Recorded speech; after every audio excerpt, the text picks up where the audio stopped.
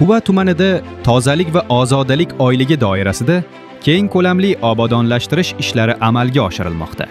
Ma'lumki, joriy yil 14-oktyabr kuni davlat rahbari Shavkat Mirziyoyev raisligida mahalla tizimidagi islohotlarni yangi bosqichga olib chiqish hamda joylarda ishlarni samarali tashkil etish masalalariga bag'ishlangan video selektor yig'ilishida 15-oktyabrdan boshlab mamlakat miqyosida tozalik va ozodalik oyligi e'lon qilindi.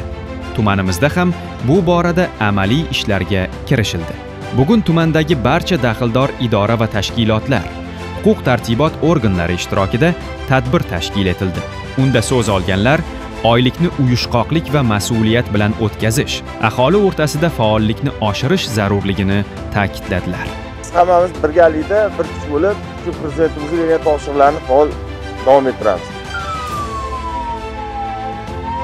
Oylik doirasida tumanning barcha mahallalarida xonadonlar va ko'chalarni tozalash, tomorqalarni obodonlashtirish, ariq va zovurlarni tozalash, ehtiyojmand oilalar uy-joylarini ta'mirlash, ta'lim va tibbiyot muassasalari hamda ziyoratgoh va qabristonlarga olib boruvchi yo'llarni ta'mirlash ishlari belgilangan.